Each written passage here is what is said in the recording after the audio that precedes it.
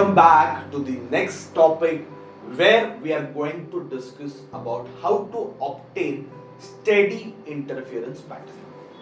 एक steady interference, stable interference pattern के लिए अभी तक हमने क्या देखा कि इंटरफेरेंस का मतलब क्या है। दो लाइट वेव्स सुपर इम्पोज होते हैं और एनर्जी रीडिस्ट्रीब्यूट हो जाती है। कई कई एनर्जी मैक्सिमम हो जाती है, वहां पे ब्राइट बैंड बनता है, जहां जहां पे एनर्जी कम हो जाती है वहां पे डार्क बैंड बनता है। अभी मुझे ऑल्टरनेट ब्राइट और डार्क बैंड बनाना है। ओके, मतलब आप समझ लो एक proper pattern of a bright and dark band. तो सपोज ये ऐसे प्रॉपर पैटर्न अभी मुझे बनाना है ब्राइट और डार्क बैंड का। सो गारंटेडली ओके, अगर मुझे ऐसा एक सिस्टमैटिक स्टडी पैटर्न बनाना है ब्राइट और डार्क बैंड का, तो क्या क्या चीजें हमें याद रखनी है। Okay, what are the conditions, how we are produce. मतलब ऐसा थोड़ी कि भाई दो लाइट वेव्स ले लिए, दोनों को सुपर इम्पोज हो गए तो हमें बैंड मिल जाते हैं ब्राइट और डार्क बैंड, ऐसा तो नहीं होगा। गारंटेडली कुछ कंडीशंस है जो हमें ओबे करने पड़ेगी। तो सबसे पहले वाला कि दो लाइट वेव्स हमेशा कोहेरेंट होने चाहिए। Two light sources has to be coherent. Last lecture में डिस्कस किया कोहेरेंट का मतलब क्या है कि भाई दो लाइट वेव्स जिस सोर्स से निकलते हैं, okay, they should be with the constant phase difference, same frequency, constant phase difference होना चाहिए। दो लाइट वेव्स में कांस्टेंट फेज डिफरेंस होना चाहिए। जब कांस्टेंट फेज डिफरेंस होगा तो उसको हम बोलेंगे कोहेरेंट सोर्स। सबसे डिफिकल्ट काम यही है इंटरफेरेंस में कि दोनों सोर्सेस को कोहेरेंट रखना पड़ता है। क्या रखना पड़ता है? कोहेरेंट, मतलब दोनों सोर्सेस का फेज डिफरेंस क्या होना चाहिए? कांस्टेंट होना चाहिए। तो हमने ये स्टडी किया लास्ट लेक्चर में कि दो अलग सोर्सेस तो कभी कोहेरेंट हो ही नहीं सकते, तो एक सोर्स की आपने दो सोर्स बनाने पड़ते हैं। And for that we have seen Lloyd's mirror and biprism experiment, बराबर है। तो हमने वो लास्ट लेक्चर में देखा। तो कोहेरेंट सोर्स होना बहुत जरूरी है, that is the first point. The two sources of light must be coherent. To sources of light must be coherent. Okay, अगर आप कोहेरेंट सोर्स नहीं लोगे तो जो ऑल्टरनेट मैक्सिमा और मिनिमा, ओके, ऑल्टरनेट ब्राइट और डार्क बैंड का जो पैटर्न है वो नहीं मिलेगा, मतलब वो पूरी तरह से डिस्टर्ब हो जाएगा। ओके, मतलब अगर दोनों में पाथ डिफरेंस सेम नहीं है, ओके, अगर दोनों में फेज डिफरेंस सेम नहीं है, तो ये जो ऑल्टरनेट बना ना ब्राइट डार्क एक स्टेडी पैटर्न बन रहा है वो नहीं बनेगा। कभी मैक्सिमा बन रहा है, कभी मिनिमा बन रहा है, किधर और जगह पे मैक्सिमा बन गया, मिनिमा बन गया, तो स्टेडी पैटर्न इंटरफेरेंस का नहीं बनेगा। तो स्टेडी पैटर्न्स बनाने के लिए सबसे इंपॉर्टेंट चीज क्या है? दोनों सोर्सेस कैसे होने चाहिए? कोहेरेंट होने चाहिए। क्या होने चाहिए? कोहेरेंट होने चाहिए। सेकेंड इंपॉर्टेंट थिंग, दोनों सोर्सेस मोनोक्रोमैटिक होने चाहिए। मोनोक्रोमैटिक मतलब सिंगल वेवलेंथ की, एक वेवलेंथ की होनी चाहिए। ओके, क्रोमैटिक मतलब colour, single colour, monochromatic light होनी चाहिए।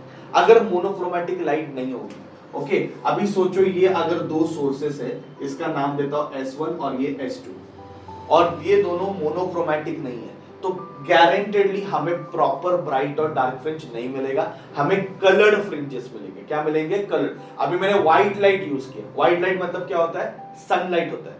तो सनलाइट अगर मैं यूज करूं तो आपको तो पता है सनलाइट में क्या होने वाला है, 7 कलर होते हैं विबगोयर। ओके, तो वॉयलेट का वेवलेंथ किधर जाके रेड के साथ सुपर इम्पोज हो गया, रेड का किसी येलो के साथ, मतलब ऐसे कलर फ्रिंजेस मिलेंगे, और सेंटर में अपने को व्हाइट ब्राइट मिलेगा। ओके, तो कलर फ्रिंजेस हमें नहीं चाहिए, so we have to use a monochromatic light. दो कंडीशन मैंने बताया। सबसे पहले two sources have to be coherent, ये सबसे इंपॉर्टेंट है, और दोनों सोर्सेस क्या होने चाहिए? मोनोक्रोमैटिक होने चाहिए। आपको एग्जाम में एक्सप्लेनेशन नहीं लिखना है, आपको सिर्फ स्टेटमेंट लिखना है, यही आंसर एज इट इज लिख के आना है, तो आपको सिर्फ पॉइंट लिख के आना है। तो बोर्ड पॉइंट ऑफ व्यू तो काफी इजी है। ओके, पर आपको मालूम होना चाहिए कि अगर ऐसा नहीं करोगे तो क्या होगा। तो टू सोर्सेस क्या होने चाहिए? कोहेरेंट होने चाहिए। कोहेरेंट नहीं रहेंगे तो प्रॉपर मैक्सिमा और मिनिमा नहीं बनेगा, रैंडम बन जाएगा। ठीक है, टू सोर्सेस कैसे होने चाहिए? मोनोक्रोमैटिक होने चाहिए। मोनोक्रोमैटिक मतलब सिंगल वेवलेंथ, सिंगल कलर। अगर ऐसा नहीं होगा तो कलर फ्रिंजेस मिल सकते हैं। ओके, दोनों वेव्स का एम्पलीट्यूड सेम चाहिए। एम्पलीट्यूड क्यों सेम चाहिए? कॉन्ट्रास्ट मेंटेन करने के लिए। जब मैं बोलता हूं ब्राइट बैंड, तो ब्राइट बैंड मतलब एम्पलीट्यूड इसका मैक्सिमम होता है, आपको पता है A1 प्लस A2। और जब मैं बोलता हूं डार्क बैंड, तो अपने को पता है एम्पलीट्यूड मिनिमम हो जाता है A1 माइनस A2। ओके अगर दोनों लाइट वेव्स का एम्पलीट्यूड सेम नहीं रहेगा, सोचो नहीं है सेम, अभी एम्पलीट्यूड सेम नहीं है, तो मुझे बताओ एम्पलीट्यूड थोड़ा बचेगा कि नहीं?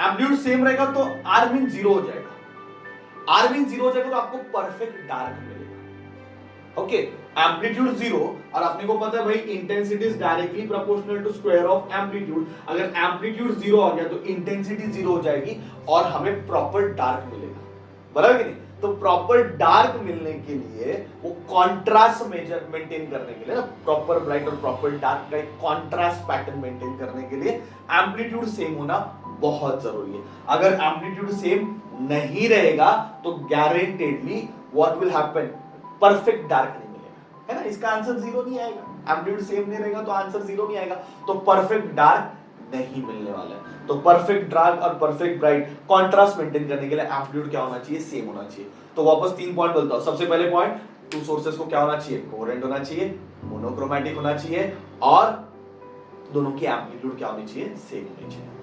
अभी ये जो स्लिट है इसके बीच का डिस्टेंस और ये जो स्क्रीन है इसके बीच का डिस्टेंस में ये बहुत छोटा होना चाहिए एज कंपेयर टू डी।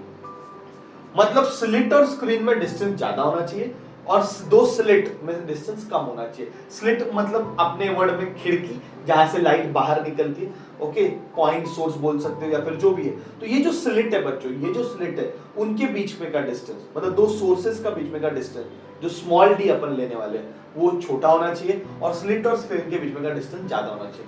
अगर ऐसे होगा तो ही हम दो ब्राइट और दो डार्क के बीच का डिस्टेंस कंफर्टेबली मेजर कर सकते हैं, मतलब थोड़ा डिस्टेंस बनेगा, नहीं तो सब एकदम चिपक जाएंगे। अगर आप ये दोनों के बीच में ज्यादा डिस्टेंस रखोगे ना S1 और S2 में, तो ये जो है दो डार्क के बीच में का डिस्टेंस या फिर दो ब्राइट के बीच में का डिस्टेंस, जिसको हम आगे जाके बोलेंगे बैंड विड्थ।